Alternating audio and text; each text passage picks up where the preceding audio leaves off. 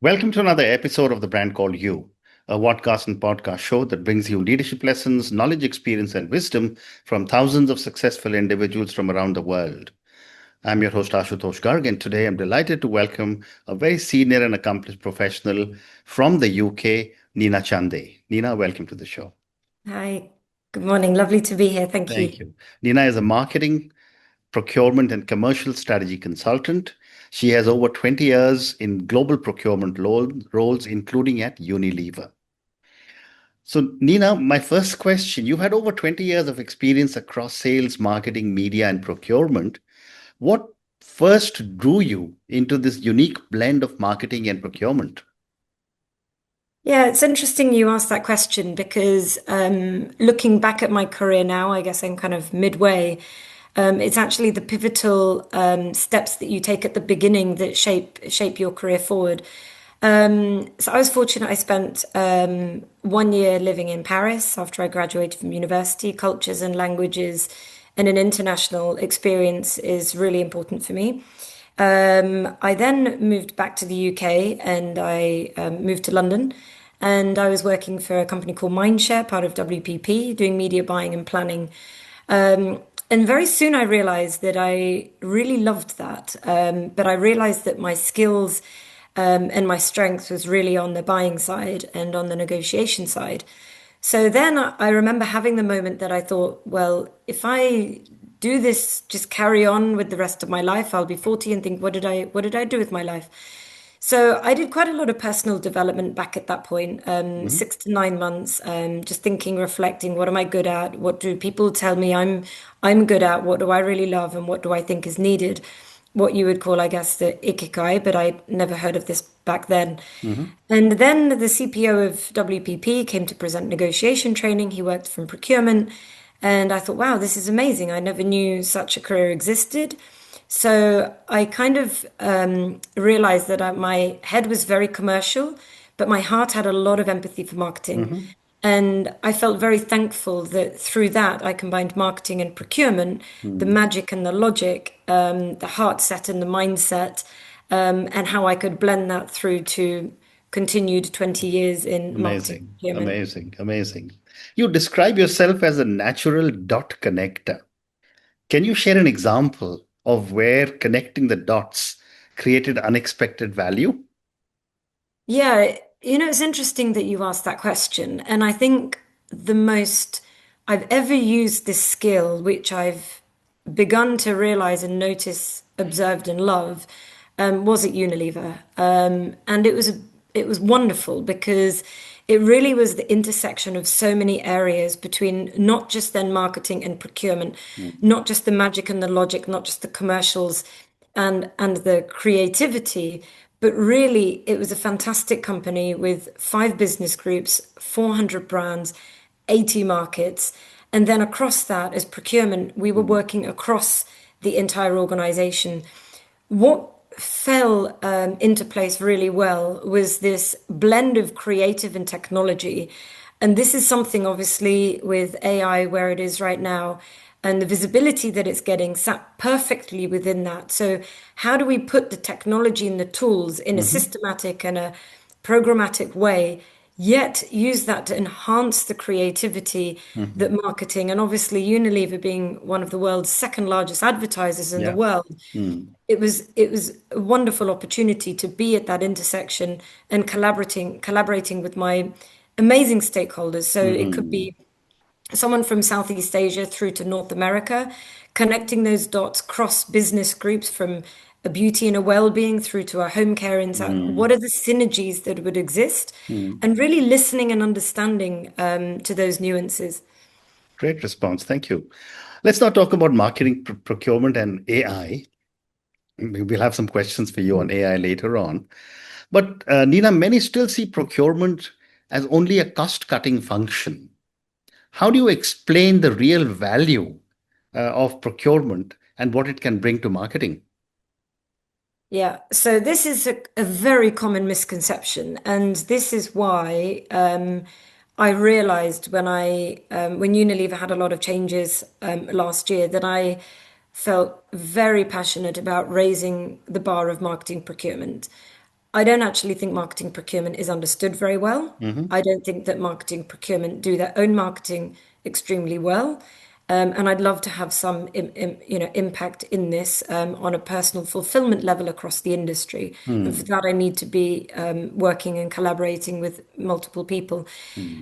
Marketing is an investment and not a cost. If we want to Yep. save money, we can just stop doing marketing completely. Hmm. But there's a reason that big advertisers and big brands invest in marketing. Hmm. And that really is that it's the ROI. And that piece is absolutely pivotal in unlocking that. And there are many, many things at play there. The trust, the collaboration, bringing it together. And actually, it's hard not to talk about the AI piece because, in my opinion, this is really going to bring organizations together because it's Hmm. not just making one decision, it's using multiple areas of the organization to be able to, make that decision. And I think procurement are very well placed in terms of the innovation and how do you have the flexibility to be able to innovate, yet be able to obviously manage the risk and the governance in such large companies. There needs to Right. be that very sweet fine point of Hmm. the balance in between. And we have Hmm. the visibility across the Yeah. organization. Yeah. Well said. You also talk about unlocking procurement. What does that mean in practical terms for agencies, tech vendors, and brands? Yeah, so I'm on a mission, and the mission is becoming clearer each day. I want to simplify procurement. Like I Hmm. said, I don't think it's understood very well. And I'd love to be able to, I speak multiple languages, multiple different cultures, Hmm. and I really want to be able to break down those barriers, and they are still there. So, how can we form that bridge between, and it's not just marketing and procurement, actually, I think there are multiple parties at play there. How do we Hmm. form that bridge? How do we speak to people in the same languages? I mean, imagine if we start on one side of the table. So I've been predominantly 20 plus years on, if you could say, one side of the table. So if we go and talk about the agencies and the technology vendors, what if they were speaking the same language as marketing Hmm. procurement? What if they were really able to get inside the other side of the table's head and really understand what is the value that they're driving here and Hmm. actually put down measurable outcomes and have those trust conversations? You don't need to say yes to everything. Hmm. There are things actually we would respect you for saying, no, this is where our strengths lie. We cannot do everything, Right. but this is what we're really good at. And Hmm. then on the other side of the table, what if a procurement were able to have those really good conversations with the vendors and position themselves really well to unlock that innovation and that growth, at the same time working hand in hand with marketing? One of the things I did is I lifted and I took off my procurement hat. Hmm. It didn't impact me. What is my job title? Which part of the organization am I focusing on? Hmm. Thankfully, I had a very good leader that gave me the freedom and that trust to be able to do that. I didn't forget Hmm. about my procurement Yeah. objectives at all, but my making marketing objectives my objectives. The Hmm. irony is that actually I was able to hit the procurement objectives Hmm. twofold and beyond if I would have been able to really bring the organization together. Hmm. Fascinating. Tell me, what does procurement maturity in marketing look like? And where do most organizations sit on that journey today? Yeah, very interesting question. And one actually I've been framing in my mind. So I've been framing it like you've got procurement 1.0 through to where some organizations, not many, are at Hmm. 4.0. Hmm. And what does the journey between procurement 1.0 to 4.0 look like? Hmm. So, in my mind, procurement 1.0 is when you're buying people. You're buying people, you're looking to cut costs. How many people do you need? From a commercial model perspective, you're looking at an FTE perspective. Hmm. You're then migrating through to what are the assets you need to deliver, what are the outcomes you're delivering, Hmm. through to what are the deliverables and what is the performance on that. And then, hence, again, you're moving through to the ROI Right. of really where the holy grail is. How I would define procurement 4.0, which I was very thankful to be able to be operating with that specifically at Unilever, Hmm. is this intersection of technology. And what I really believe that that needs is it really needs a mindset shift as much as process transformation, Hmm. because we're not just buying people and costs. we're orchestrating value, we're enabling smarter outcomes, and we're positioning procurement as a genuine growth architect. Mm. So it's not just about the digital tools. And that's where it really needs clear metrics, very shared goals.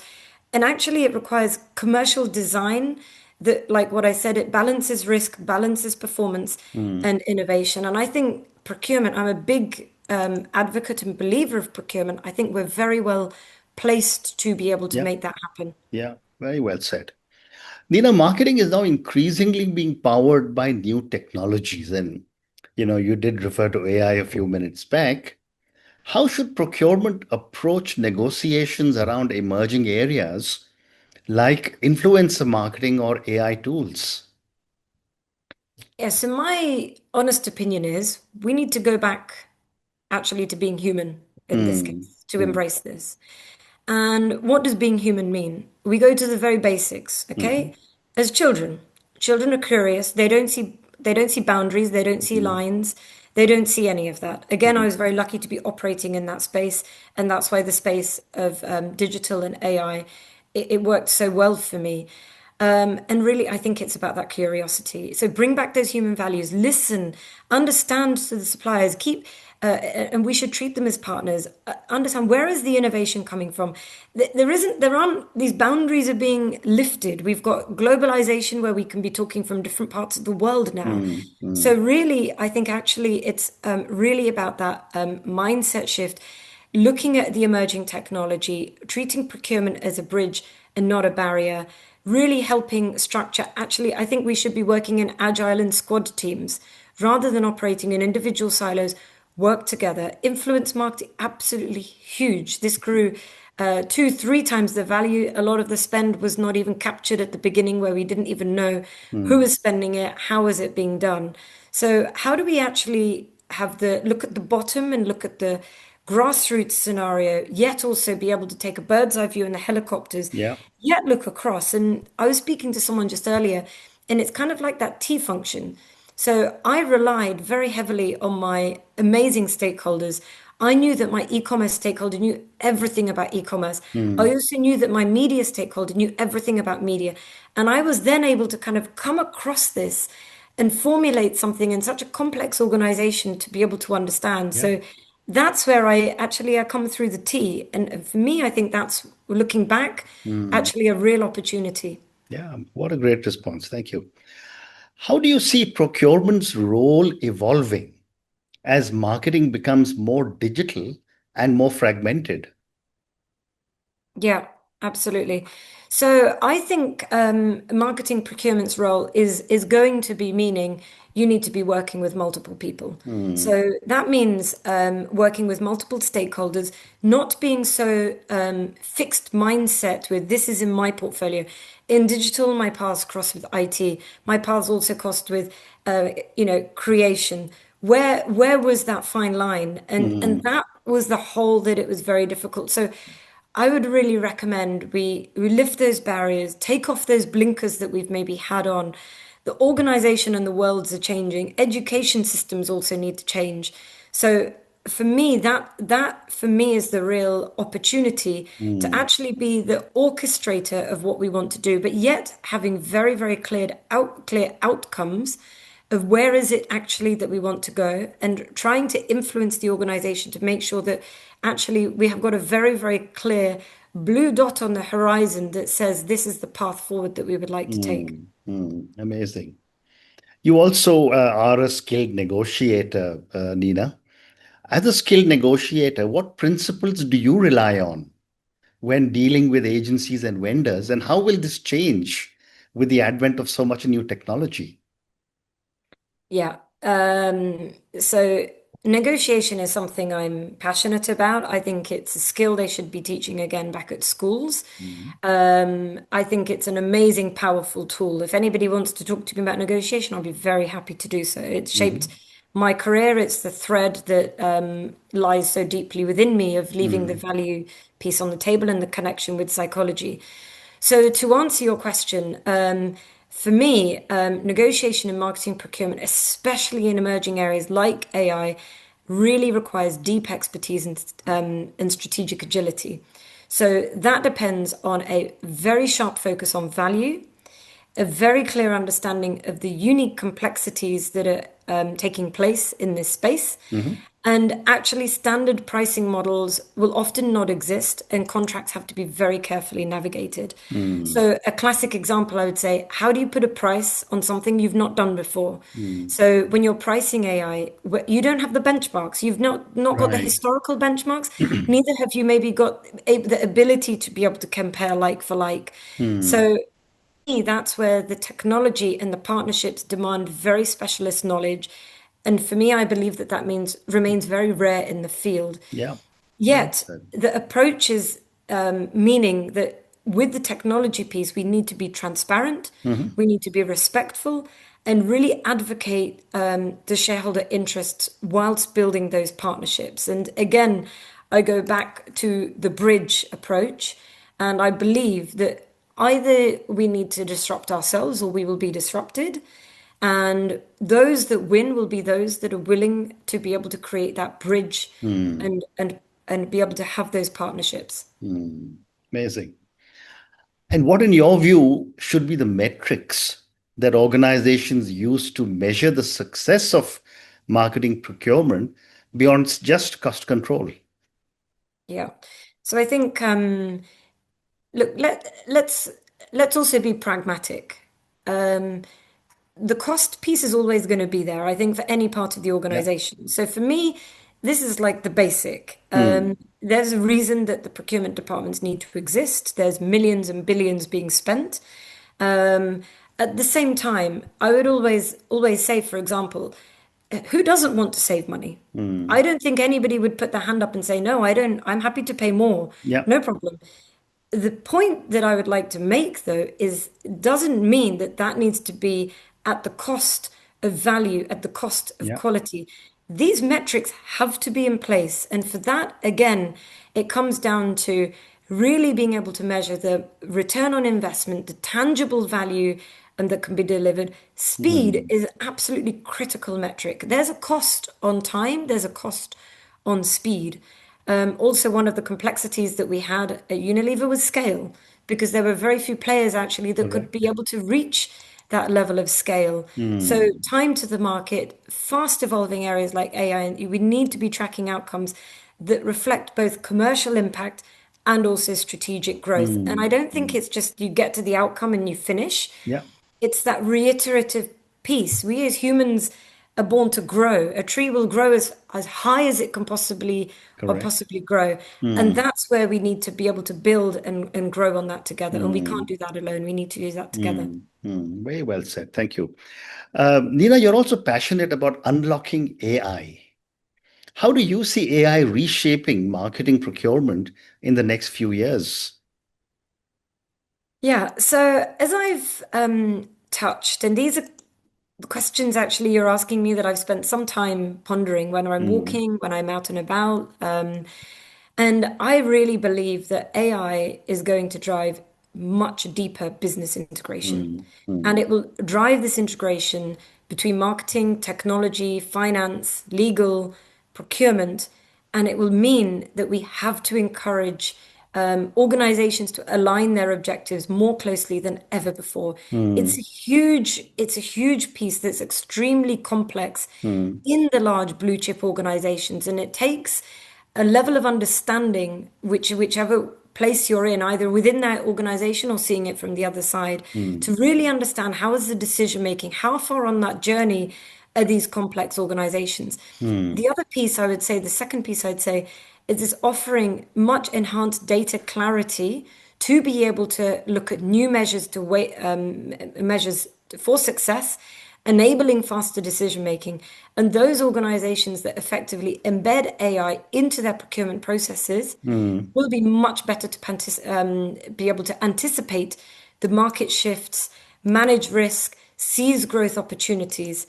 But it's those ones because really, actually, now it's becoming about predicting the future. We become the Mm. future and we predict it, Yeah. but always coming again from the human side.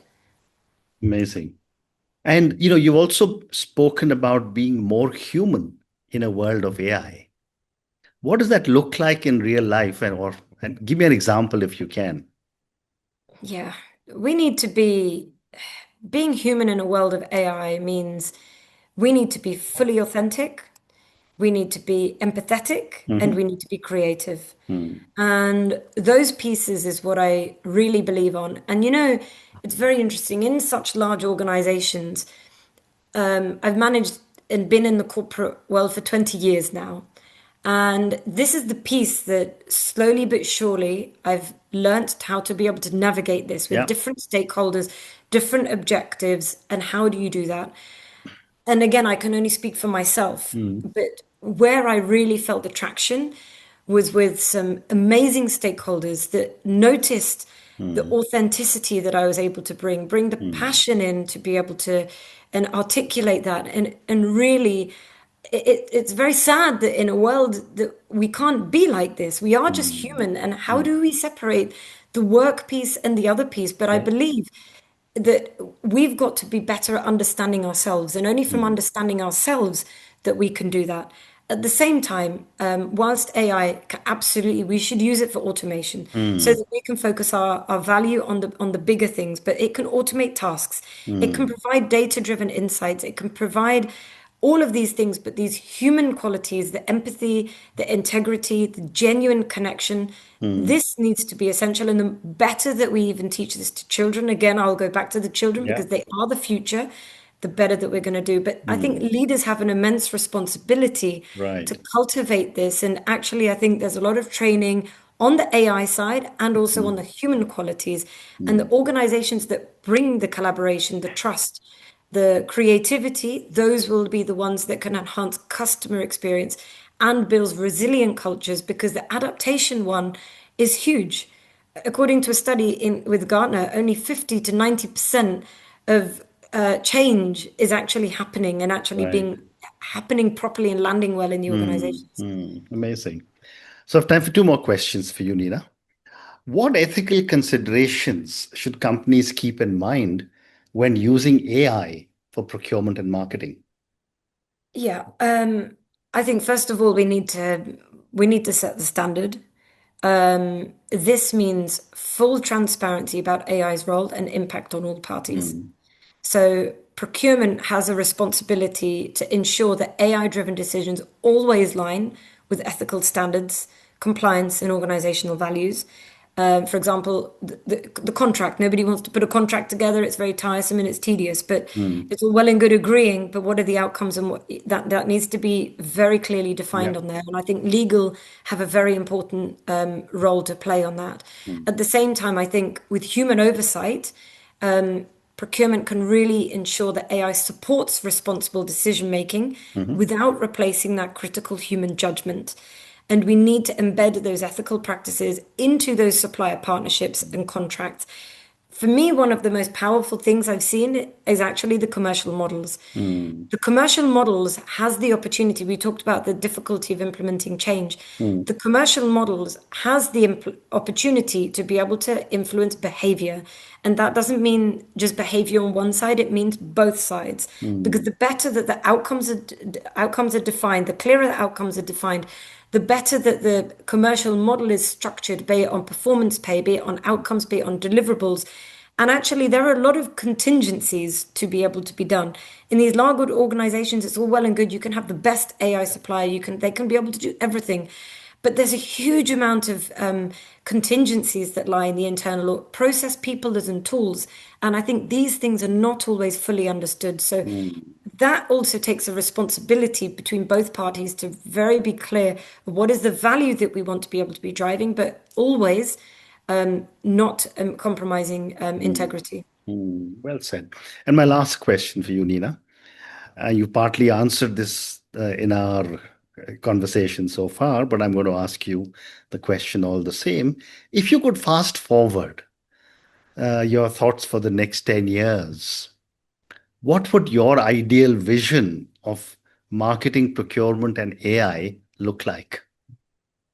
Yeah, I think we're in an immense, wonderful opportunity, and I feel very grateful to be where I am with a job that work that fulfills me and inspires me.